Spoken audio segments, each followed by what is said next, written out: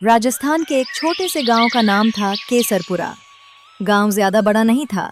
कुछ मिट्टी के घर, एक पुराना तालाब, दो नीम के पेड़ और एक सीधा सा हाईवे जो गांव के किनारे से गुजरता था। सुबह होती तो दूध वालों की आवाज आती, शाम होती तो लोग चौपाल पर बैठकर बातें करते। जिंदगी यहाँ धीमी थी, लेकिन शांत थी।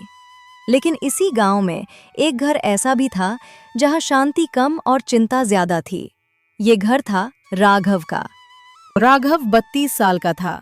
शहर के एक बड़े होटल में कुक का काम करता था, लेकिन 6 महीने पहले उसे शहर छोड़ना पड़ा। उसकी माँ सावित्री देवी अचानक बीमार हो गई थीं। डॉक्टर ने कहा, उन्हें अपनों के पास रहना जरूरी है। राघव ने बिना सोचे जॉब छोड़ दी। गांव वाले उसे देखकर खुश तो हुए, लेकिन सबको पता था शहर छोड़कर वापस आना आसान नहीं होता। एक शाम राघव अपने घर के बाहर बैठा था। उसकी छोटी बहन मीरा उसके पास आई। मीरा बिल्कुल राघव जैसी नहीं थी। राघव शांत था, मीरा तेज थी। राघव सोचता ज्यादा था, मीरा बोलती ज्यादा थी। भैया, अब क्या करोगे? राघव चुप रहा, फिर धीरे से बोला, पता नहीं, शहर वापस नहीं जा सकता। माँ को अकेला नहीं छोड़ सकता। मीरा थोड़ी देर उसे देखती रही, फिर अचानक बोली, आपका खाना शहर में फेमस था ना, तो ढाबा यहाँ क्यों नहीं खोलते? राघव हंस पड़ा। यहाँ कौन आएगा खाने? मीरा तुरंत बोली, हाईवे देखा है, रोज कितनी गाड़ियाँ गुजरती हैं। लोगों को घर जैसा खाना चाहिए और वो किसी को मिलता नहीं। राघव सोच में पड़ गया। उसे माँ की बात याद आई। बचपन में सावित्री देवी कहती थीं, बेटा, मिट्टी के चूल्हे का स्वाद दुनिया की किसी मशीन में नहीं मिलता। उस रात राघव ने पहली बार उम्मीद महसूस की। अगली सुबह राघव और मीरा ने घर के पीछे की खाली जमीन देखी। वहीं एक पुराना मिट्टी का चूल्हा पड़ा था जो सालों से इस्तेमाल नहीं हुआ था। मीरा ने हाथ जोड़कर कहा, बस भैया, यही बनेगा हमारा ढाबा। राघव ने मिट्टी को हाथ से छुआ, जैसे वो जमीन उसे पहचान रही हो।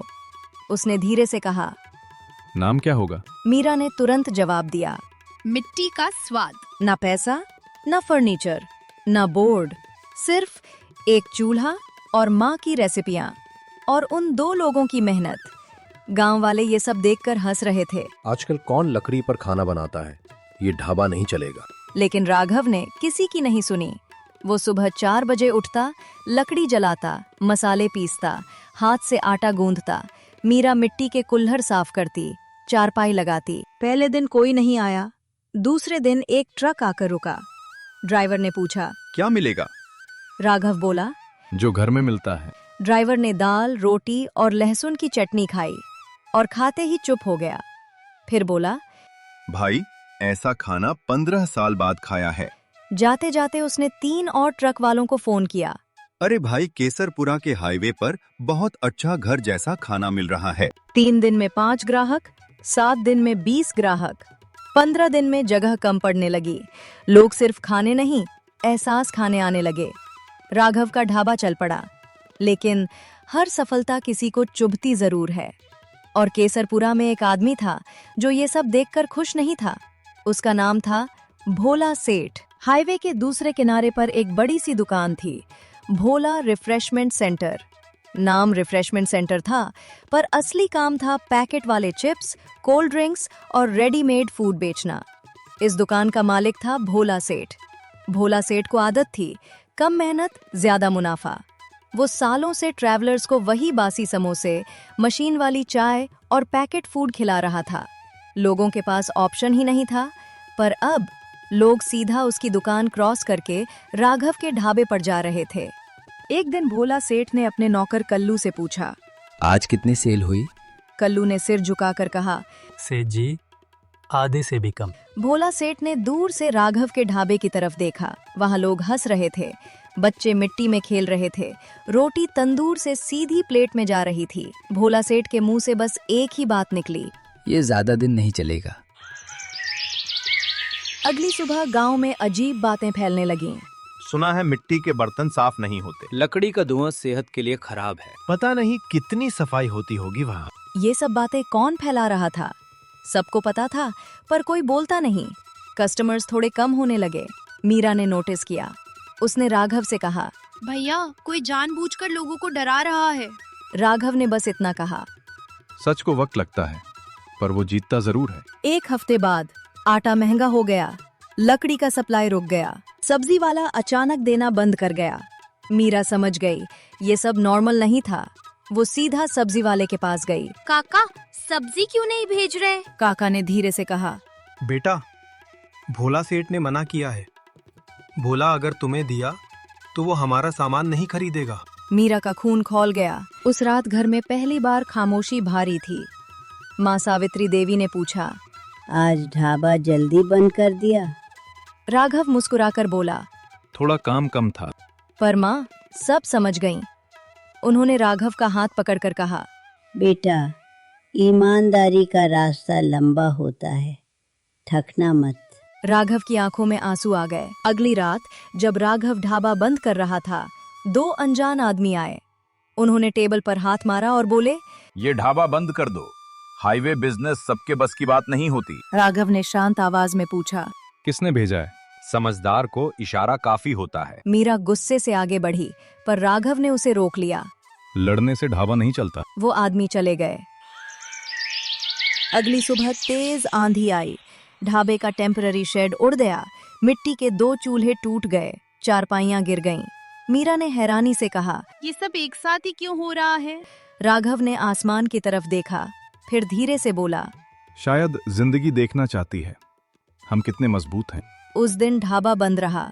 शाम तक दोनों बिना बोले सामान समेट रहे थे। सब कुछ बिखर रहा था। जब सब कुछ टूट रहा होता है, तभी कहीं न कहीं से एक नया रास्ता दिखाई देता है। उस रात मीरा ने एक नोटबुक निकाली।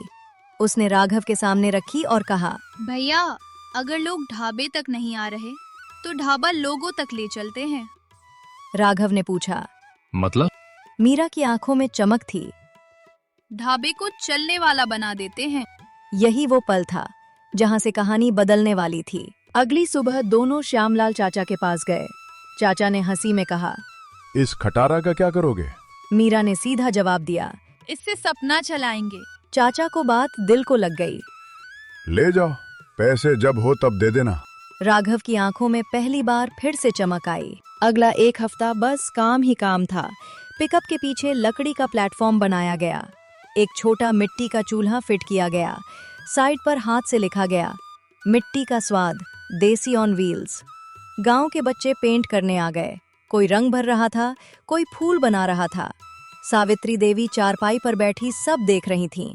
उन्होंने धीरे से कहा, ये सिर्फ गाड़ी नहीं, दुआओं पर चलने वाली रसोई है। सुबह 6 बजे राघव ने चूल्हा जलाया। लकड़ी की खुशबू हवा में घुल गई। पिकअप हाईवे पर आकर रुक गया। कोई डेकोरेशन नहीं, कोई लाउड बैनर नहीं।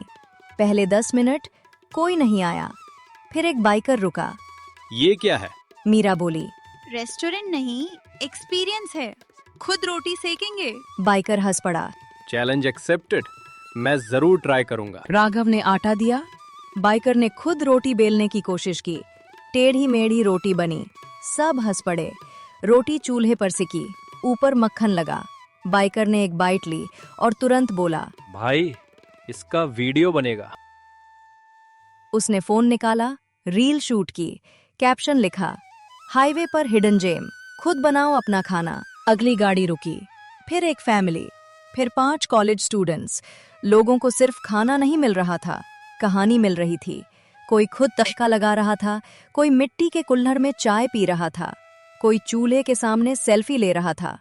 मीरा हर कस्टमर से कहती, यहाँ सिर्फ पेट नहीं, याद भरी जाती है। 3 दिन में उनके वीडियो सोशल मीडिया पर घूमने लगे। ट्रैवलर्स खास तौर पर केसरपुरा रोकने लगे। लोग गूगल पर सर्च करने लगे, मिट्टी का स्वाद ट्रक।